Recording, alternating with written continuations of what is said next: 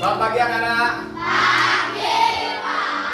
Bismillahirrahmanirrahim. Assalamualaikum warahmatullahi wabarakatuh. Waalaikumsalam warahmatullahi wabarakatuh. Baik, pagi ini ya sebelum kita mulai kegiatan belajar kita ya, seperti biasa kita awali dengan membaca doa. Karena setiap aktivitas manusia harus diawali dengan membaca doa. Agar apa? Agar diberikan kelancaran dalam belajar. Baik, kita berdoa kepada Tuhan Yang Maha Esa, dipimpin oleh ketua kelas. Berdoa mulai.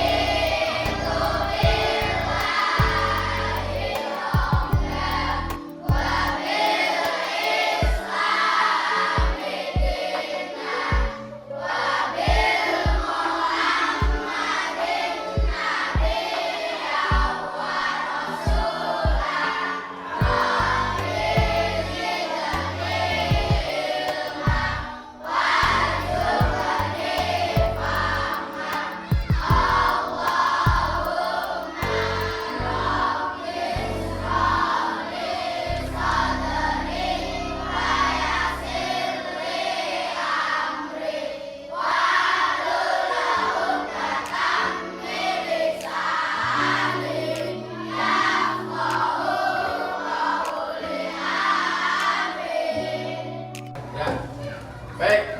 Setelah kita berdoa, ya, hari ini kita akan belajar tentang coding dan kecerdasan artifisial. Ya, tentunya asing bagi anak-anak ya. Asing nggak? Asing. Kalau anak-anak di rumah sudah mengenal laptop belum? Laptop sudah. HP? Internet? Kita tidak akan jauh dari belajar itu kan. Jadi hari ini yang akan kita pelajari adalah coding dan KA, coding dan kecerdasan artifisial. Itu kan gambarnya sudah kelihatan ya, kayak berbau teknologi ya. Nanti kita selama pertemuan pertama ini ya 2 jam pembelajaran kita akan belajar tentang coding. Tentunya sebelum masuk ke pembelajaran codingnya kita akan masuk ke pelajaran yang pertama yaitu berpikir komputasional. Apa tak? Berpikir komputasional. Nah, nih. Berpikir komputasional. Kelihatan ya? Kelihatan ya? Jadi apa sih artinya berpikir komputasional? Berpikir komputasional itu tidak berpikir kayak robot. Kalau robot kan kalian perintah untuk A, bilang A, ya kan? Kalian buat perintah robot itu untuk melakukan aktivitas lari, robot itu kan lari. Anak kemarin lihat gak waktu ulang tahunnya polisi di Monas itu? Ada robot polisi ya? Robot itu jalan, tapi itu belum cerdas robotnya karena masih dikenakan dengan remote. Jadi ketika remote itu disuruh maju dia maju robotnya. Ada robot anjing juga ya lihat.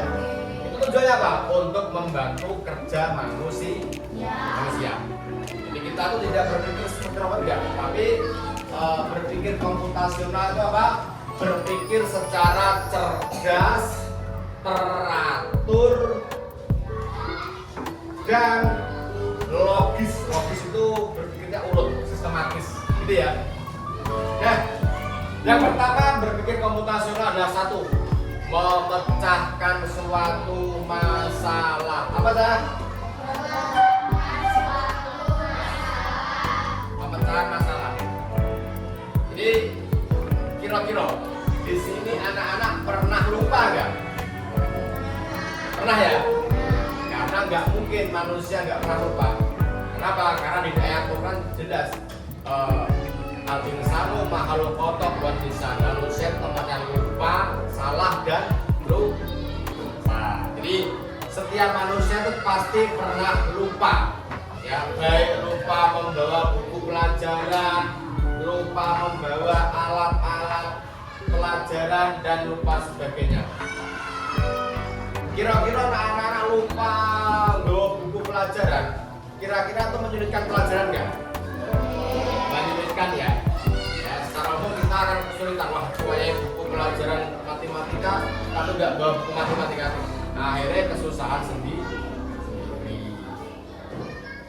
Nah, pemecahan masalah apa toh? Pemecahan masalah itu adalah proses mencari cara terbaik untuk mengatasi setiap kesulitan. Jadi pemecahan masalah itu proses mencari cara atau jalan terbaik untuk menyelesaikan atau mengatasi setiap kesulitan. Misalnya gini, Cici lupa bawa buku, apakah dia akan diam aja? Enggak ya. Kalau dia berpikir secara komputasional, secara cerdas, dia harusnya langsung memiliki aksi. Ini caranya. Bawa buku pinjam temennya, entah itu izin Pak, Bu, izin ambil buku yang kelupaan. Nah itu berpikir secara komputasional, secara cerdas. Harus menyelesaikan masalah. Ketika aku lupa bawa buku, orang tipis menilai enggak, tapi harus memiliki aksi, langsung. Karena ini ya aku mosok kok kayak belajar matematika aku nggak bawa buku karena lupa. Jangan hanya diam, tapi harus memiliki aksi menyelesaikan masalah. Paham ya? Ya, baik itu pinjam temennya atau izin Pak Guru atau Bu Guru untuk pulang dulu mengambil buku. Nah itu yang disebut memecahkan masalah. Nah, baik, secara urutan masalah ini. Yang pertama adalah kita harus memahami masalahnya. Apa sih masalahnya? Bagaimana cara menyelesaikan masalah itu? Ya. Terus mengatasi masalah bagaimana? Kenapa masalah itu terjadi? Yaitu kita berpikir secara kritis tadi. Jadi apa masalahnya? Mengapa masalah itu terjadi? Bagaimana cara menyelesaikannya? Terus solusinya bagaimana? Nah itu berpikir secara komputasional atau berpikir secara cerdas, logis dan dapat menyelesaikan masalah. Sampai sini paham? Oke.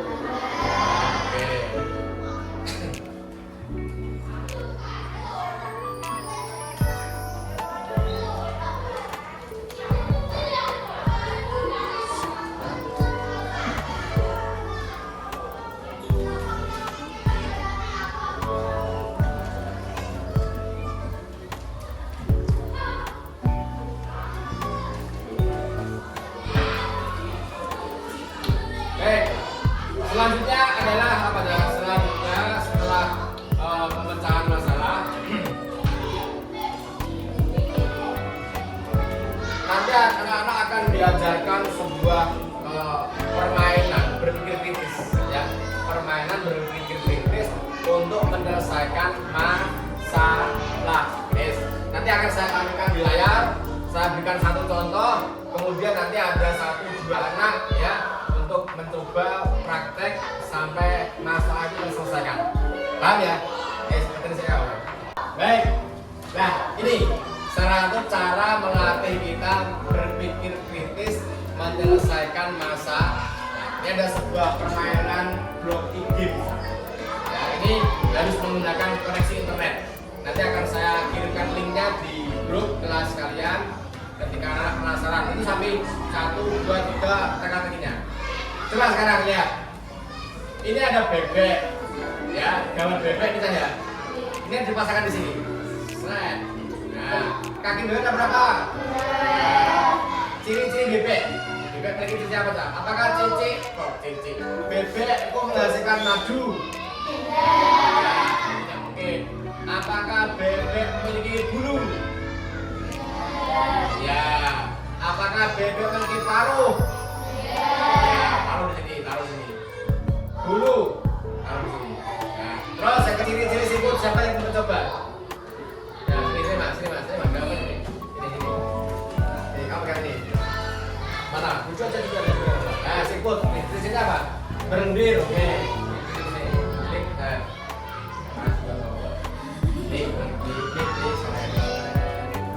Tahu lagi. Apakah siput itu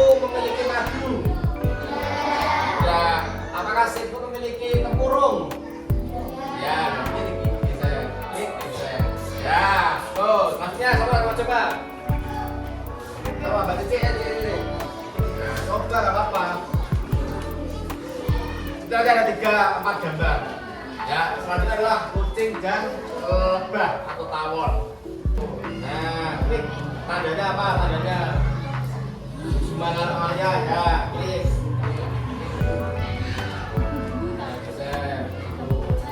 Terus kucing memiliki apa? Panjangnya maju atau kumis?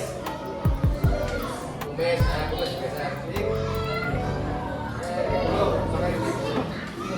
Geser ini. Oh, sip. Sekarang nih, maju kan. Tawon, geser. Nah, geser ya. Betul nggak, Cak? Oh, terus kakinya berapa kakinya? Masa kakinya 2? Apa? Nah, itu kan kok 1, 2, 3, 4, 1, 2. Ini kakinya itu. Ini kaki kanan, Pak. 1, 2, 3. Sebenarnya kan awalnya jadi 3 ekor 6 loh. Jadi kaki lebar dan kunci. Terus cincinnya ya panjangnya bisa mentok nggak? Bisa. Terus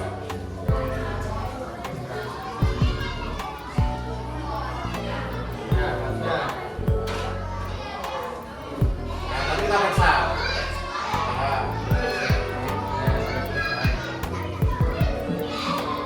Oke baik, nah wes sekarang kita periksa jawabannya. Betul nggak? Periksa ini. Periksa jawabannya. Klik. Oke, semua sempurna. Semua 16 blok sudah benar. Coba, cek kembali ke isinya. Gitu saya. Jadi paham ya? Kita itu dalam menyelesaikan masalah itu artinya apa? Satu. Oh, langsung dilakukan enggak? Satu-satu. Awalnya apa? Diawali dari apa? Mengetahui masalahnya. Kita mengetahui beda apa? Dari kucing 1, kucing selesaikan dulu. Apalagi sikut selesaikan dulu. Tawon atau lebah selesaikan dulu ya. Kan nggak mungkin itu dari keempat hewan itu, keempat masalah itu langsung selesai dengan satu klikan. Bisa nggak? Nggak bisa. Kita harus mengevaluasi dulu, melihat dulu masalahnya apa. Oh, kita harus menyelesaikan yang mana dulu? Oh, yang kucing dulu, kucing diambil. Apa aja sih yang menyebabkan masalah itu? Oh, dia tuh kucingnya tuh memiliki bulu, ambil bulunya. Dia memiliki kaki berapa? 4. Satu-satu. Paham ya? Nah, inilah ilustrasi atau gambaran berpikir komputasi atau berpikir secara kritis menyelesaikan masalah dengan urut, sistematis dan logis. Bisa dipahami? Nah, nanti akan saya ambilkan satu permainan lagi yang ikut berpikir secara kritis lagi. Ya, kita lihat. Nah, sekarang kita mulai ya. Mulai. 1. Apa nama kitab suci umat Islam? Misalnya ini kita jawab Injil, dia akan tahu ini salah. Oh, salah toh? Yang benar apa? Oh, yang merah itu yang salah, yang benar yang di. Saya akan lanjutkan. Coba, Reno, baca Reno. Berapa? Benar nggak? Woi, betul. Coba, Mbak Kansa. Nabi terakhir. Nabi Muhammad. Kita lihat 1, 2, 3. Cek dong. Woi, betul. Lanjut. Mas Zaki, baca.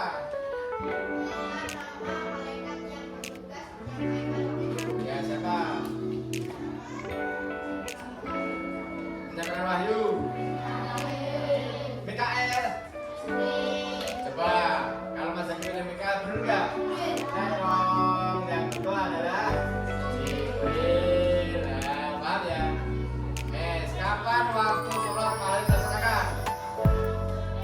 Waktu sholat hari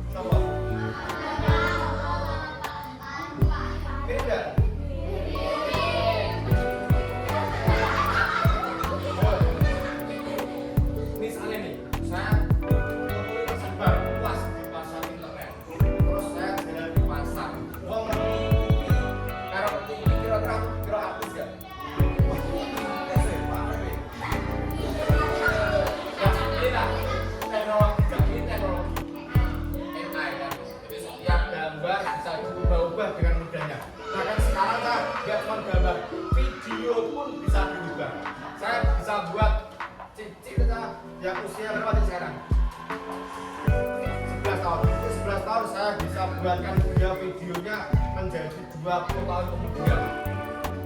Bahkan Cici mau jadi apa? Dokter, saya bisa buatkan videonya. Sangat mudah kan? Sekarang ini. Kalau berita langsung disebar di grup. Kalau foto menik, wah Pak artis sebar, bahaya. Harus bisa memfilter, memverifikasi. Ojo langsung bisa. Nah, itu namanya nanti berita. Oh, paham ya? Ini lagi gambar. Kalau misalnya ada artikel, kita meyakinkan kita benar, terus disebarkan dari kebenaran itu ya pentingnya membaca. Jadi pesan terakhir anak-anak, untuk anak-anak mau jadi waris, jangan pernah meninggalkan buku. Jangan pernah apa? Meninggalkan buku. Karena jendela dunia, kunci ilmu adalah dari buku. Seperti tadi, seperti AI, seperti soal-soal seperti ini hanya salah satu alat untuk mempermudah kita dalam belajar. Gitu ya. Baik, nanti akan saya kirim tugasnya di grup kalian. Anda bisa menyelesaikan tugas itu di rumah ya. Kita akhiri pelajaran